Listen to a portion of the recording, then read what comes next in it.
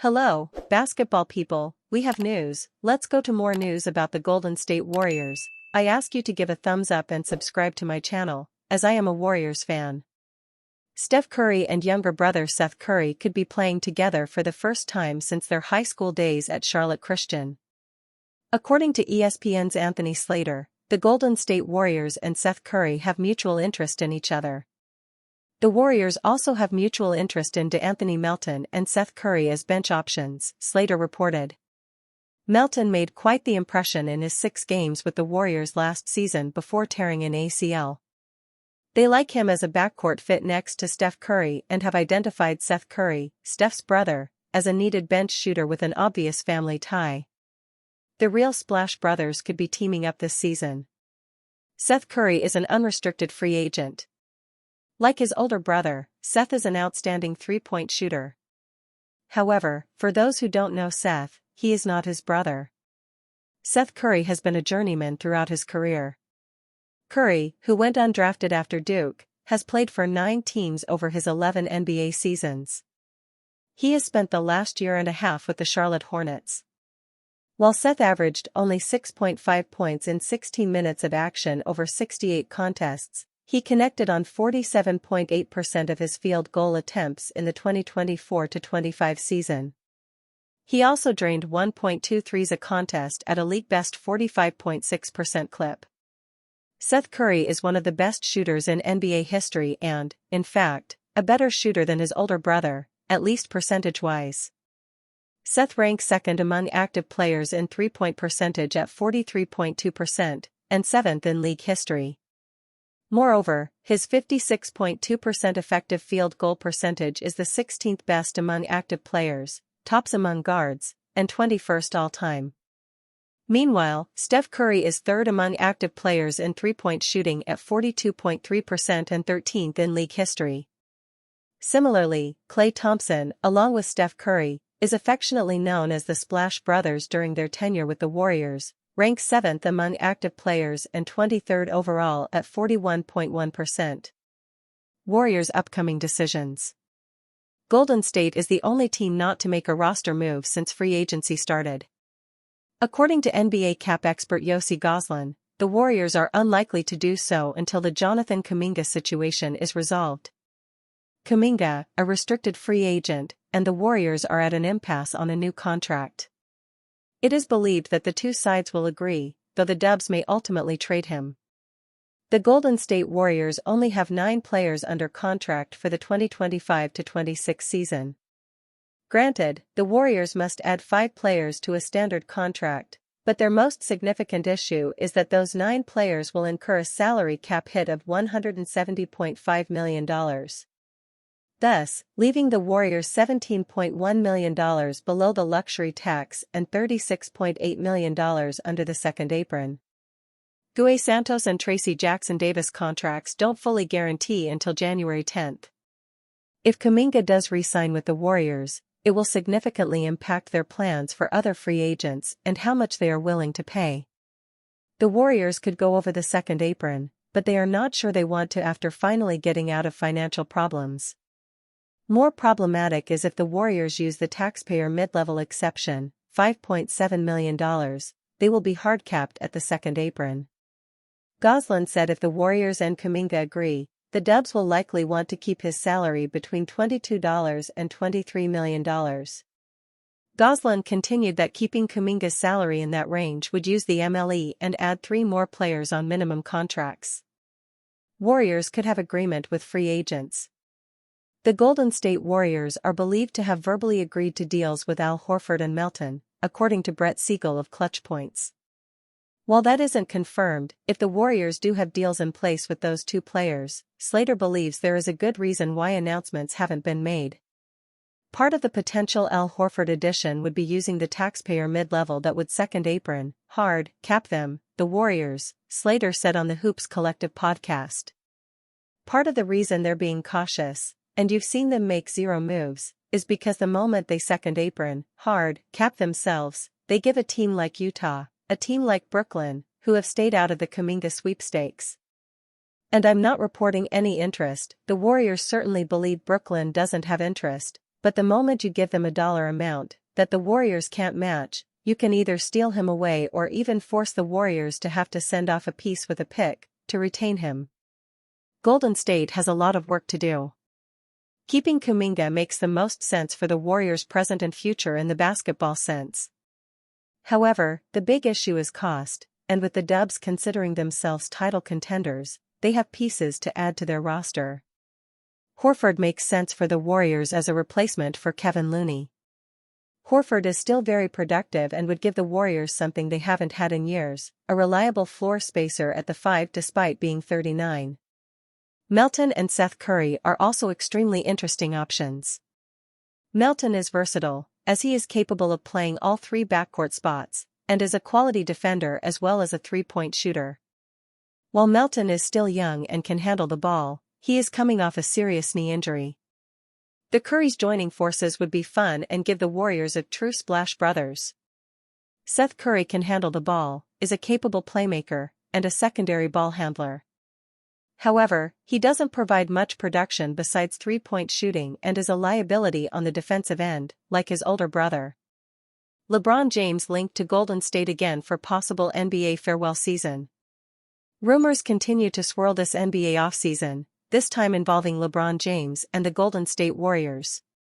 James is nearing the end of his legendary career even though he has yet to confirm if next season will be his last.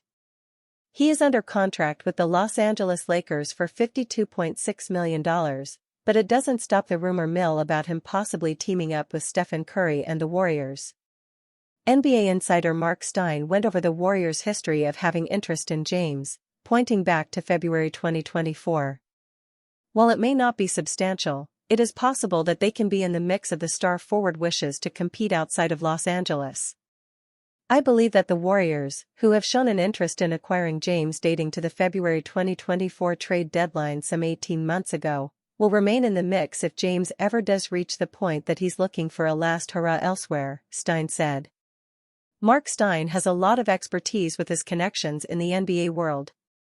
It is substantial for LeBron James and the Warriors to continue being on the radar in the offseason and next season as rumors. In the meantime, the Warriors progress through the summer with questions to answer. They still have yet to resolve their situation with Jonathan Kuminga, who seems to not be in a rush to get a deal done.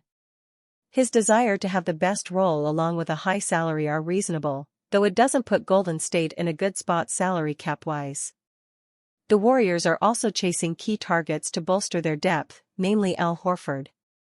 They lost Kevin Looney to the New Orleans Pelicans, making the center position a major need for the squad. If Golden State wants to succeed, they must navigate their offseason in the best manner possible. Warriors wary of cutting ties with Jonathan Kuminga after notable comparison. JK still has fans across the league. With increased motivation to re-sign Jonathan Kuminga this week, and having held a high asking price in sign-and-trade negotiations, the Golden State Warriors are still looking to bring back the talented forward and are wary of relinquishing him to a rival team. That might even be more the case after a league executive delivered a notable player comparison that suggests Kuminga can still become a high-level starting caliber player in the NBA. Jonathan Kuminga has again been compared to Jaden McDaniels. A recent report from Fred Katz of The Athletic polling 16 league executives found a general consensus that Kuminga's next contract should be a 2- or 3-year deal at around $20 million per season. However, one anonymous executive was optimistic in suggesting Kuminga should get a 5-year, $125 million contract, while comparing the former 7th overall pick to Minnesota Timberwolves forward Jaden McDaniels. McDaniels is great in his role, but JK is more talented and has higher upside if he ever can hit, the team executive said. McDaniels' 5-year, $131 million contract with the Timberwolves had been previously viewed as a marker for what Kuminga could expect, but that's now out of reach after another year in which the 22-year-old's role continued to fluctuate. But if there's still a thought that Kuminga can join McDaniels as an athletic forward that can contribute significantly on a playoff team, then the Warriors would be doing themselves a disservice by selling him at such a low point this offseason. McDaniels has been a starting forward for Minnesota over the last 3 seasons, including over the past two in which the franchise has reached the Western Conference Finals. The 24-year-old averaged a career-high 12.2 points, 5.7 rebounds, 2.0 assists and 1.3 steals this past season, increasing his scoring to 14.7 points on 38.2% shooting from three-point range during the playoffs. Kuminga may have more natural scoring ability than McDaniels, but getting him to buy into more of a supplementary role where he prioritizes defense has been the biggest aspect holding him back from reaching a similar level of player. Golden State are clearly wary of him taking off and becoming a star with another team, particularly if it's a direct divisional rival, given the Sacramento Kings and Phoenix Suns are the two leading suitors to acquire him in a sign-and trade. The Warriors, and others, may still believe in Kuminga reaching a similar or high stature than McDaniels, but his resistance in signing a contract would suggest he still doesn't believe the Bay is the place to make it happen. All signs point to Golden State Warriors landing veteran big man, report. Throughout the summer, rumors have linked the Golden State Warriors with the addition of Al Horford. The free agent big man is expected to head to the Bay Area in what could be the final stop of his career. He spent the past 4 years with the Boston Celtics, helping them win the 2024 NBA championship. However, Horford doesn't appear to be in a rush to make a final decision regarding his current free agency. He could still opt to retire now, rather than chasing another championship ring. There's also the concern that Golden State's negotiations with Jonathan Kuminga are slowing down the franchise's ability to strengthen last year's roster. During a recent appearance on ESPN's NBA Today, Anthony Slater detailed why losing out on Horford so late in the summer would be a tough blow for the Warriors, especially as Kevin Looney has already left the franchise. All signs point to Al Horford, Slater said. They're certainly interested in him. If they're not able to get that done, if Horford, who you hear is also mulling retirement, is not on the roster next year, it's a big miss by the Warriors as it's in their plans. They need a stretch five. Horford is the type of floor spacing five the Warriors need. In recent years, he's become almost an exclusively perimeter-based threat, as he picks and chooses when to work out of the post or drive into the paint.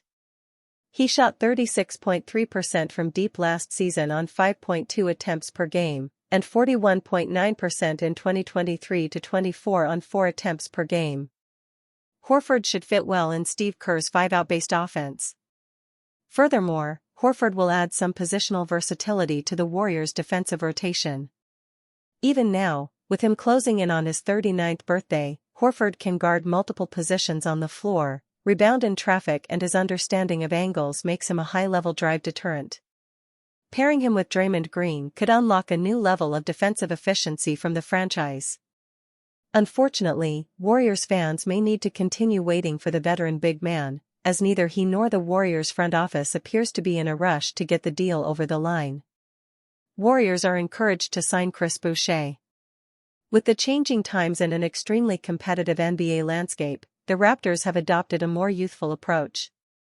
While Chris Boucher was briefly integrated as a reliable, veteran threat with a good shot, it became clear late in the season and during free agency that the two parties would not work toward an extended partnership. So, that brings us to where we are now. It's almost August, and much of the NBA free agency wave has passed. However, the two-time champion is still there, gathering dust and waiting for a deal. Toronto almost certainly won't be the team to give Boucher a deal. Boucher began his NBA career with Golden State, was part of their 2017-18 championship squad, and the Dubs desperately need some vets at the 4/5 spots. The rumor mill has suggested that Al Horford is their primary target, but even if that's the case, it wouldn't hurt to bring Boucher back on board. The Warriors lost longtime vet Kevin Looney to the Pelicans in free agency, so why not recoup some of that gritty championship experience in Boucher? I like guys like Quinton Post and Tracy Jackson-Davis, but in terms of maximizing the veteran trio of Steph Curry, Jimmy Butler, and Draymond Green, when it comes time for the playoffs, having a reliable hand like Boucher could be a real bonus.